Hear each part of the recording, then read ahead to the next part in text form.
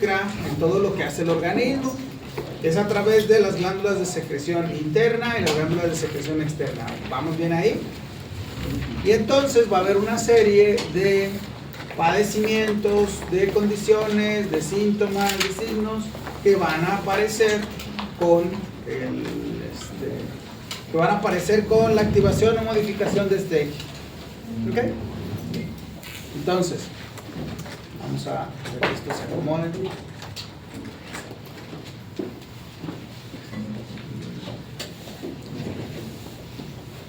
Vamos a ver, me supongo que ya del semestre pasado, cuando revisamos sistema endocrino, ya a nadie le tengo que recordar cuáles son las glándulas de secreción interna, ¿verdad?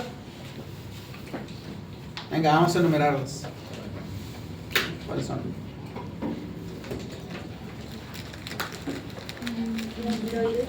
La tiroides es una, muy bien. ¿Cuál otra? El páncreas es otra, bien, excelente. ¿Cuál otra? Gónadas, bien. El timo, bien. ¿Cuál otra? Las suprarrenales. ¿Cuál otra? Pituitaria. La pituitaria o la glándula hipófisis, bien. La glándula pineal. La pineal o epífisis, bien. ¿Cuál otra? Ahí sí, ya estamos, ¿no? Ok, las tenemos bien identificadas. ¿Por qué son glándulas de secreción interna? Porque lo que producen, acuérdense, va a afectar a otro órgano de manera interna.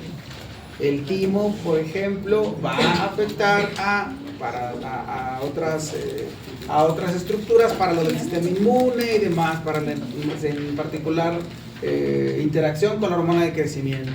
¿Okay? Vamos a tener también entonces, por ejemplo, la tiroides, que va a afectar a la producción de neurotransmisores por lo de la tirosina. La glándula llamada la glándula maestra o glándula hipófisis, acuérdense que tiene dos partes, adenohipófisis y neurohipófisis. La secreción de prolactina y demás, como hemos estado revisando. Eso ya no se nos pierde. Y de las de secreción externa son otras cuantas más. Hay algunas quizás que son más representativas, que son más fáciles de entender. ¿Cuáles son las que ustedes recuerdan? Que sean exócrinas. ¿De glándula? Okay. Las glándulas sudoríparas. ¿Las sudoríparas bien? ¿Cuál otra? ¿Las mucosas bien? Pero díganlo fuerte, hombre, pues total. Si no es porque mi oído no es el peor de mis sentidos, no la escucharía, ¿verdad? Okay. La glándula y la glándula de las salivales, esas son otras, bien. Okay. ¿Cuál otra?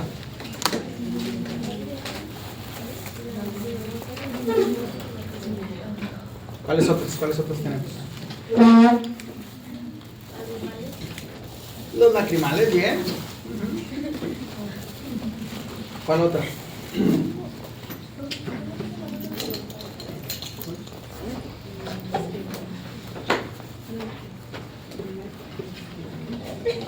Para los hombres, la próstata. ¿Ok? Pues sí, pero díganmelo nomás en la cabeza cuando decimos que sí. ¿Vale? Venga, pues. Va. Sí, ok. Entonces, acuérdense que es toda aquella glándula que produzca. Chin, ni modo, ya marchó. Lo escuché 2 veces, ni hablar. ¿De quién fue? Cuidado. Si hubiese, en la primera, lo escuché el primero y dije, venga, si no se vuelve a escuchar, me voy a hacer el oxiso. Pero como se volvió a escuchar, marchó a las calmadas. No, a mí, ¿por qué? ¿Vale? Nada más bien usted, dígase perdón a sí misma por no haber tenido la precaución. También las olfativas. ¿Las qué? Olfativas. Pero estarían más bien las mucosas, ¿no? Pues es que no es una glándula olfativa como tal, más bien son las mucosas. O sea, las que producen luego, las que secretan el líquido, ¿vale? Que ayuda a mantener un ambiente húmedo dentro de las fosas nasales. Pero son las mucosas esas. ¿Okay? Bien, entonces, Si alguien trae su teléfono todavía con sonido activado y alarmas, es momento de quitarlas. Porque acuérdense que, entonces, vamos a ver, no se puede fiar de que, no se puede fiar de que yo no lo vaya a escuchar. Acuérdense, no. Podré a lo mejor ya no ver así de cerca por la presbicia y esas cosas, pero el oído no parece que me vaya a fallar en al menos un buen rato, por lo menos. Entonces, vamos acá.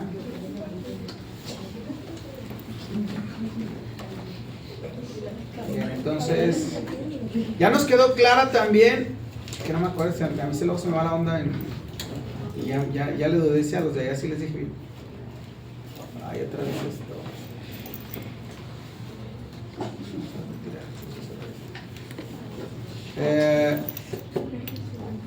Vamos a ver. Entonces, ya nos quedó claro cómo está la separación del sistema nervioso autónomo, sistema nervioso central. Eso ya lo hemos dominado, ¿verdad? Porque lo vimos en la clase pasada. Sí, fue así. Entonces,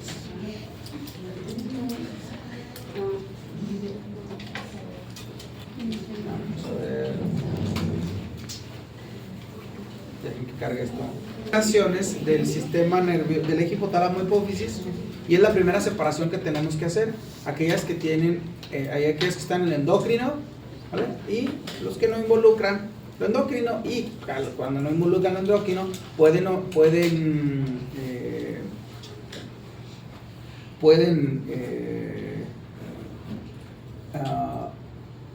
tener activación de glándulas de secreción externa o incluso de otros sistemas, como el sistema motor. Ejemplo, ¿vale? La temperatura. En la temperatura, el mecanismo que va a generar calor es un mecanismo mecánico a través del tiritar. ¿Vale? Ándale, mija. Parece que estás dormida. Ya prácticamente está, se me hace que no va a pasar, o sea, no va a terminar el semestre. ¿Y por qué no lo intenta desfragmentar, profe? Porque ya lo hice. Ah, ya. Y no, ya no, es que ya está, Windows no va a aguantar tanto. Eso nunca ha pasado con Windows. Por eso hay algunas cosas que, por ejemplo, en la Mac, que también no es así como que muy reciente, ¿eh? La Mac esta tiene de 2019, creo que fue. Sí, pero en general las Mac a mí me duran un montón. Pero claro, pues hay muchos programas que necesito en Windows, entonces necesito por fuerza también en Windows. Bien, entonces,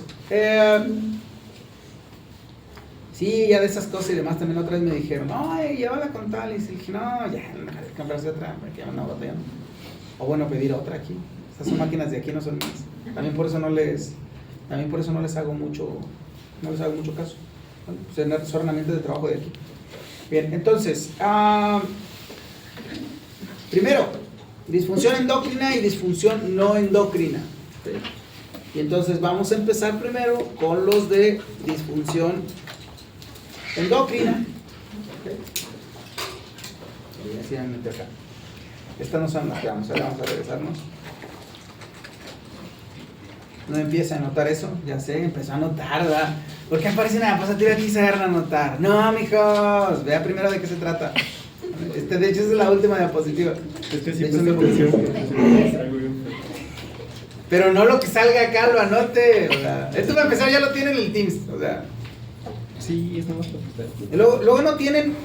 Yo luego eso me he dado cuenta, y con algún grupo de los que están ahorita en sexto, si nos dedicamos un tiempo para ahí está, no tienes que ver. Bueno, esto era lo que explicamos ahorita. Si duró un tiempo si nos dimos chance un tiempo de, nos quedábamos una hora y hacíamos diferentes ejercicios para que variaran la manera en la que tomaban apuntes. Hacen apuntes, o sea, más bien, ¿qué vamos a ver? Acuérdense que yo vengo de un tiempo donde esto no existía. Llegaba el maestro y platicaba cosas.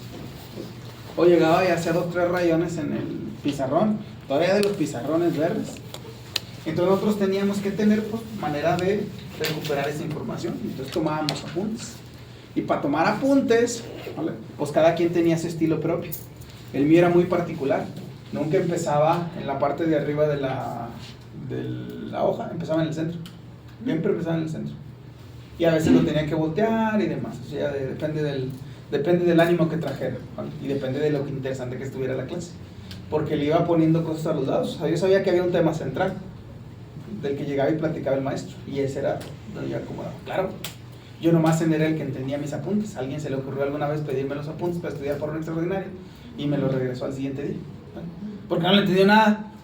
Era obvio que no le iba a entender nada porque esos estaban hechos a la manera en la que yo organizaba la parte de las clases. Entonces, sí, por eso. Y entonces yo veo que luego ustedes anotan lo que está acá y digo, pero pues si lo va a tener en las diapositivas, a lo mejor sería más útil que hiciera usted su propia manera de tomar apuntes. Pero bueno, entonces, vamos a hablar primero de los de la hipófisis, sobre todo la de hipófisis, puede tener un defecto de función.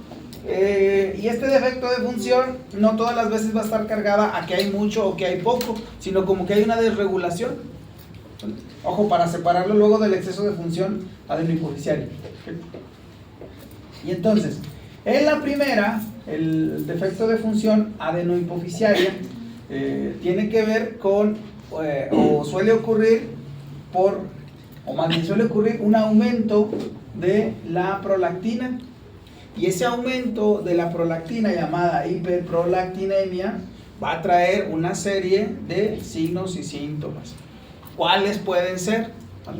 Bueno, a ver, antes de ¿vale? Una elevada producción de prolactina va a estar en el momento después del nacimiento en el puerperio. ¿Por qué? Pues porque se necesita producción de leche y ahí se justifica. Pero fuera de esa condición, la glándula mamaria pues no va a tener secreciones. ¿Okay? No tiene secreciones. Entonces, puede también alguna masa, alguna tumoración puede traer también ese rasgo. Por ende, cuando hay una elevada prolactina, la primera sospecha es que sea un tumor que pueda ser no de alto crecimiento, pero sí que afecta la producción de prolactina. ¿Okay? ¿Qué cosas se suelen combinar con la hiperprolactinemia? Pues algunos hasta del estado anímico o problemas de la regulación de la temperatura. ¿Okay? Que luego se darán cuenta que puede haber un defecto de función adenohipofisiaria que luego también va con alteraciones de la termorregulación, por ejemplo, o sea, que al final, si esa zona del hipotálamo tiene una afectación que lleva a cambiar, ¿vale?, el funcionamiento del eje hipotálamo-hipófisis, puede traer pues estas características. Bien, otra de las cosas de defectos de función adenohipofisiaria es el hipogonadismo hipogonadotrófico. Obviamente estos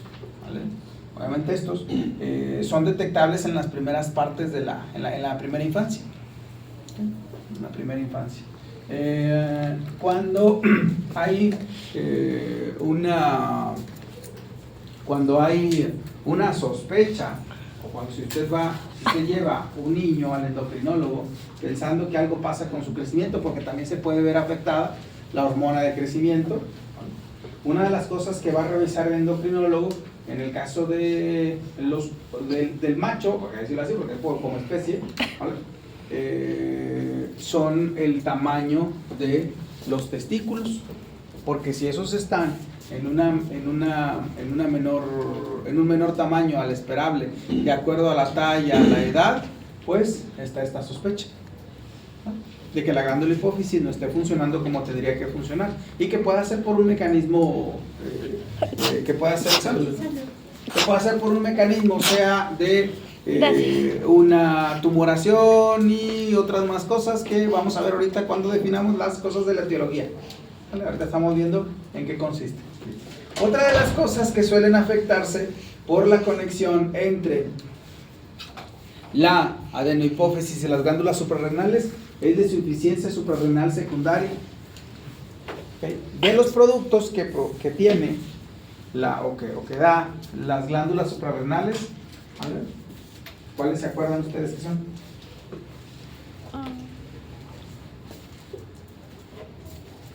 ¿Qué producen las glándulas suprarrenales? También lo puede consultar cuando usted no se haga.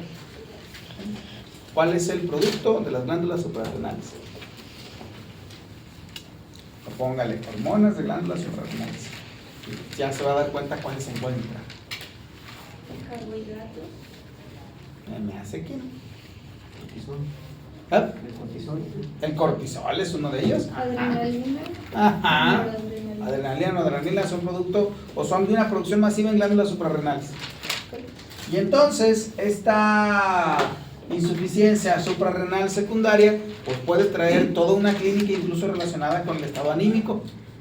¿Okay? ¿Vamos bien hasta ahí? Okay.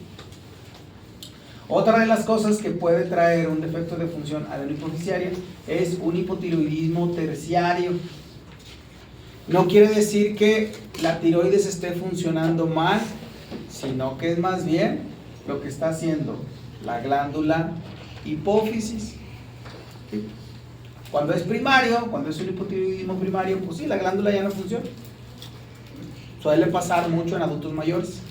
Una muy buena parte de adultos mayores van a ser hipotiroideos. Y pueden manifestarse desde problemas del estado anímico, problemas de la libido, etc. Bien, todos estos defectos de función adenohipofisiaria van a contraponerse con el exceso de función adenohipofisiaria. Cuando hay un exceso, cuando hay una secreción mayor, por ejemplo, de hormona del crecimiento, lo que tenemos es, o lo que podríamos tener, es una pubertad precoz central. La otra vez estaba leyendo si era, y alguien preguntó, ¿no? Que si de los alimentos, habría algunos que estuvieran promoviendo, por ejemplo, una entrada precoz a la pubertad. Y dijimos, bueno, pues es que no podríamos, o sea, pareciera que la evidencia va dando para allá, ¿no? O sea, ya les contaba, ¿no? De que prácticamente la menarca y esas cosas, en primaria yo no me enteré de nada, ¿no? A lo mucho una que era prima de otra de las compañeras, de ahí en más, pues no. Pero luego en secundaria, pues sí ya era lo común. Pero aún así, es que a veces toca ver a chicas de secundaria que se ven ya prácticamente como si fueran chavas de 16, 17 años. Y una buena parte, bueno, quién sabe si tenga que ver con la cantidad de hormonas que luego suelen ponerles a algunas proteínas para que tengan mayor tamaño. No, eso habrá que tenerlo en cuenta. Pero bueno, en este caso, cuando hay un exceso de función adenohipofisiaria, ese es uno de los rasgos que se pueden tener. ¿Okay? La acromegalia o gigantismo consiste en, bueno, ahorita vamos a ver que puede tener factores genéticos, sí, pero hay un exceso de hormona de crecimiento, sobre todo en las etapas iniciales, y pues la persona crece. Bueno, no tanto, a lo mejor. El gigantismo, ya no sé yo si, creo que el récord de estatura está en 240 centímetros. Obviamente era alguien con acromegalia, ¿no? También a esto se destacan pues las facies de algunas Es 2.72 metros. 2.72, yo me había quedado en 2.40.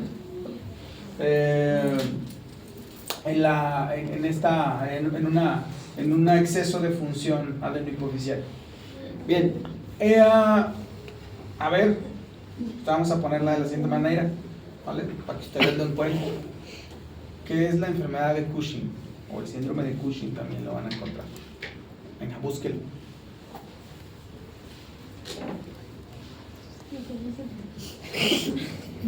Exceso prolongado de cortisol.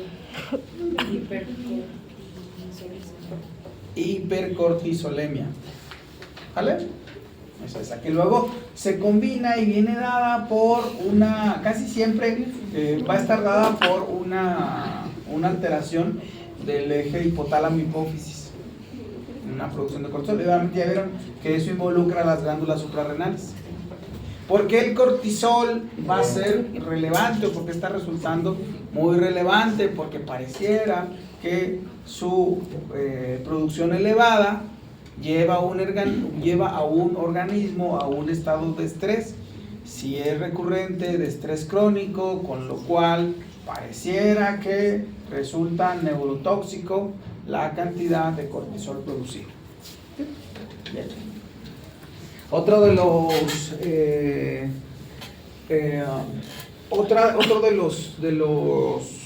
alteraciones del eje hipotálamo hipófisis que involucran el sistema endocrino son las alteraciones del metabolismo hídrico. La manera en la que procesamos la manera en la que procesamos los líquidos. A ver, en el documento que ustedes tienen van a encontrar repetidas veces algo que dice DIC, se refiere a diabetes insípida central. Ok, vamos a ver. Diabetes insípida central tiene que ver con que siempre que ustedes encuentran el término central se refiere a que el sistema nervioso es el que está involucrado, ¿vale? El que está involucrado. Entonces podemos tener, por ejemplo, en la respiración, una enfermedad pulmonar obstructiva crónica, ¿vale? Y de esa tenemos que diferenciar si la apnea es o no central. Apnea central. Cuando es una apnea central, pues le apostamos a que es el cerebro el que no está dando la señal adecuada para que se puedan expandir los bronquios y que pueda estar libre la vía aérea. Cuando es mecánica, cuando es periférica, pues le apostamos a que son los tejidos los que al momento de entrar en fases profundas tiende a cerrarse. ¿Va bien hasta ahí? Bien. Espérenme, déjenme nomás contesto algo acá.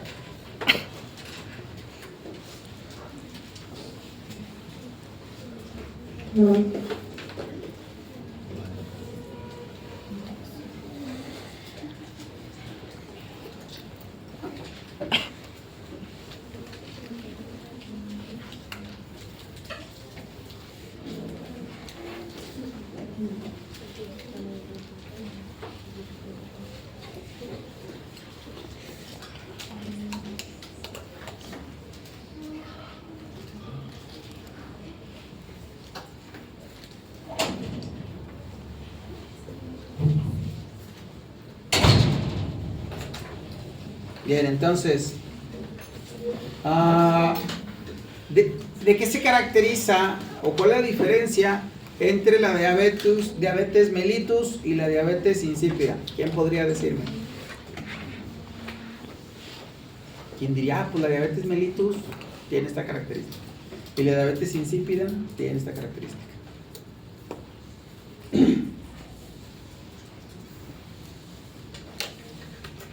Que es algo insípido. Que no tiene sabor. Que no tiene sabor. Ajá. Bien. Sí, sí. Dice Mellitus. que la diabetes mellitus se debe a problemas con la insulina y el azúcar alto en la sangre. Y la diabetes insípida es un trastorno raro del equilibrio de líquidos causado por deficiencia o resistencia a la vasopresión. Sí. Al final las dos terminan alterando los valores de la sangre, ¿okay? En cuestión de la glucosa que tiene, pero al menos en la diabetes mellitus, acuérdense que hay tipo 1, tipo 2, ¿no? Una que tiene que ver con una especie como de desgaste, y otra que simple y sencillamente pues viene dada por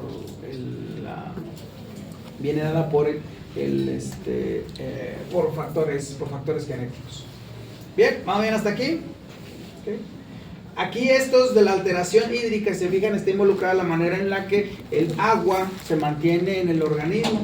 La otra es el síndrome de la secreción inapropiada de la hormona antidiurética, lo cual haría que se presenten, sobre todo por ejemplo en la diabetes insípida central, lo que se suele tener es la presencia de los síntomas característicos de la diabetes.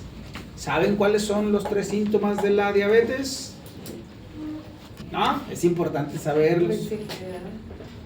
A ver, pero ¿cómo? Es que hay una forma más bonita de decirla. O sea, bueno, claro, porque hay polidipsia, ¿vale? Eso quiere decir, te falta agua, ¿no? Polidipsia, o sea, mucha sed. Polifagia, que quiere decir mucha hambre. Y poliuria, muchas ganas o ir de manera constante a hacer pipí. ¿Sí? La última, ¿cómo se escribe? Poliuria. Uria. Urea, poliuria. Polidicio, polifagia y poliuria. Siempre que se encuentren, bueno, de hecho luego es la manera en la que se empieza a sospechar, por ejemplo, en niños. Todo el tiempo anda queriendo tomar agua. Y a veces luego las personas dicen, es que va mucho al baño, pero es porque toma mucha agua. No, lo que pasa es que tiene mucha sed. ¿Vale? Mejor revisarse. ¿Okay? Bien.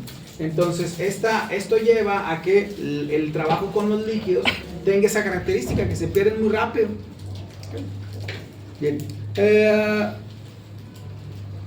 Otro más, en las alteraciones del control del apetito, entre el que vamos a tener algo llamado obesidad hipotalámica. ¿Se acuerdan del núcleo ventromedial y del núcleo lateral del que platicamos las clases pasadas? ¿No se acuerdan? Bueno, pues lo recuerdo, ¿sale? En la ingesta alimentaria, el hipotálamo lo que hace es integrar señales para la saciedad y para la sensación de hambre. ¿Okay? Y eso lo hace a través de 2 núcleos, el núcleo ventromedial y el núcleo lateral. Esos son hipotalámicos. ¿Okay? Pero cuando para que esto se procese, tiene que producirse leptina. ¿Okay? La leptina es uno de los productos de la glándula hipófisis. Entonces, si hay defectos en esta formación, pues se reduce la cantidad de leptina y se empieza a aumentar el apetito, lo que hace que se empiece a ganar peso, lo que hace que el procesamiento de los lípidos, que al final es lo que van a constituir los depósitos de grasa, empiece a aumentar. Y entonces aquí viene la llamada obesidad hipotalámica. Ok, ¿vamos bien hasta ahí?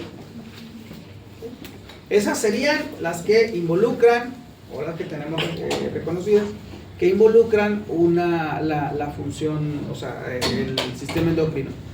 Las que no involucran el sistema endocrino, al menos en su manifestación final, son las alteraciones de la termorregulación.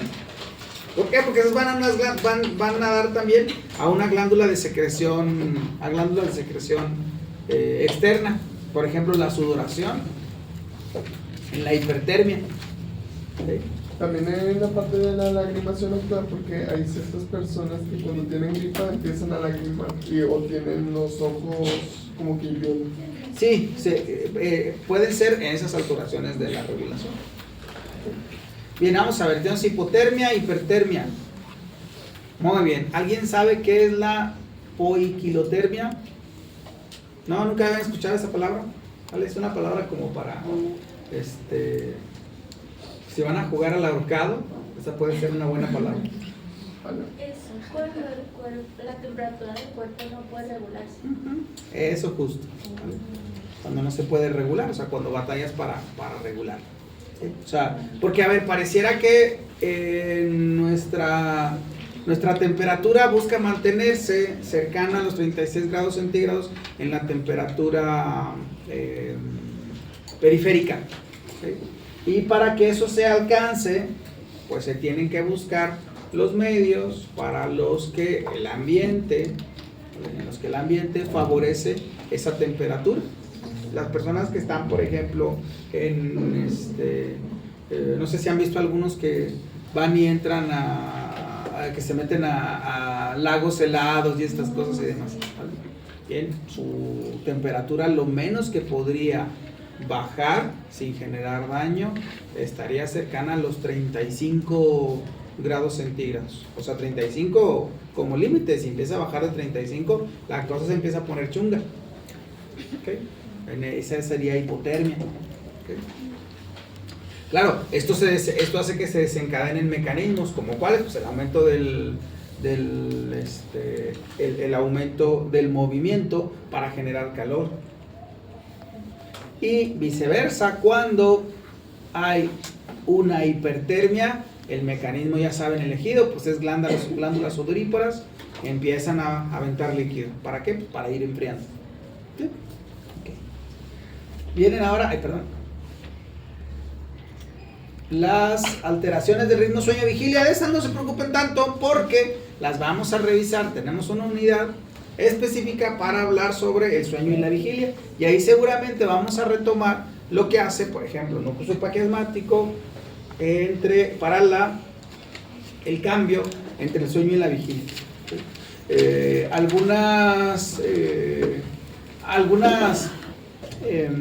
características que nos pueden orientar a qué algo está pasando con hipotálamo es la presencia de problemas de la regulación sueño-vigilia y luego con algunas alteraciones del comportamiento. Rabia entendido como una irritabilidad mayor, ¿vale? Como un enojo pueda ser o no dirigido hacia algo. ¿Okay? Sí, así como la de los perros, ¿verdad? Así que se espuma por la boca, ¿no? No, esa es de otra rabia. Bien, vamos a ver. Algunos de ustedes les va a tocar atender a personas en el departamento de preventiva, sea en el departamento de infantil o sea en el laboratorio. O bueno, también hasta acá en industrial. Que digan en industrial, no, en orientación. Ojo cuando ustedes dicen que alguien llegó agresivo. En las agresiones tiene que haber alguien agredido, ¿no? O sea, alguien que agrede y alguien agredido. De lo contrario no sería agresión, sería irritabilidad. Que alguien llegue irritable, o que alguien llegue muy irritado, no es netamente alguien agresivo. Si usted califica a alguien como agresivo, entonces usted estaría tomando el papel de agredido. ¿Ya se dio cuenta? No, es que es bien agresivo. Ya, bueno, no, puede ser alguien irritable, puede ser alguien, digamos, con sentimientos de rabia, vamos a suponer, ¿vale? Pero no es para contigo, no necesariamente, no todas las veces va a ser contigo. Profe, pero necesariamente tendría que ser una agresión física o también podría ser verbal. Es agresión, o sea, más bien las agresiones serían agresiones en todo momento, o sea, se puede estar irritable, ¿vale? Mostrado físicamente o irritable mostrado verbalmente, incluso hasta en cuestión de gestos, posturas y demás. Eso luego es bastante interesante. A ver cómo nos va en la medida de eso, porque puede ser un buen grupo de biomarcadores el revisar cómo las personas se irritan. Cómo se irritan, ojo, no cómo luego tienen una conducta violenta, o no cómo luego van a tener o van a hacer un acto agresivo, o una postura agresiva, o un gesto agresivo, pero que lo lleva. ¿Saben qué quiere decir la habilidad emocional? Cambios de humor repentino o incapacidad de controlar. Esa es la habilidad emocional. Y la última, hipersexualidad. Ayer me preguntaban que si eso tendría que ver con ninfomanía, y yo les decía que la diferencia entre la hipersexualidad y la ninfomanía, que en este caso, acuérdense, el término ninfomanía estaba dado para las mujeres. ¿Cómo se decían los hombres? Satiriasis. ¿Todavía se utiliza ese término? No, ya ninguno de los dos pueden utilizarse. O sea, porque es que lo que pasa es que no ofrecían más, y acotaban solamente las conductas. ¿Sí? No daban con la... ¿vale? Y en este caso, para la hipersexualidad es cuando podríamos decir que absolutamente todo lo que ocurre en el entorno de esa persona está ligado a la sexualidad. Esa sería una hipersexualidad. ¿Vamos bien hasta ahí? Sí, absolutamente todo lo que realiza tiene que ver con la sexualidad. Pero ¿cómo? Pues es un trastorno. ¿Cómo sería? ¿Cómo daría la hipersexualidad? ¿O cómo se reflejaría hipersexualidad? ¿Cómo se refleja eso? Sí. Pues es un ¿Algún uso ejemplo? incontrolable. Vamos a ver. Absolutamente todo lo que pasa por todo lo que pasa alrededor de la persona va a buscar o le va a llevar a una connotación, a un razonamiento sexualizado. ¿Sí? Esa sería un signo de hipersexualidad. No sería solamente la búsqueda, claro, entre ellas puede ser la búsqueda de actividad coital, ¿sí? Pero en el resto de cosas irían de esta manera, ¿vale? Bien, y con esto, bueno, tendríamos el síndrome diencefálico, que esas son las características: disminución de la masa corporal, hipercinesia, euforia, irritabilidad, pérdida de memoria, desorientación y aumento de la velocidad. Ahí le falta una D de crecimiento en los niños. Ahí estoy hablando como López Obrador.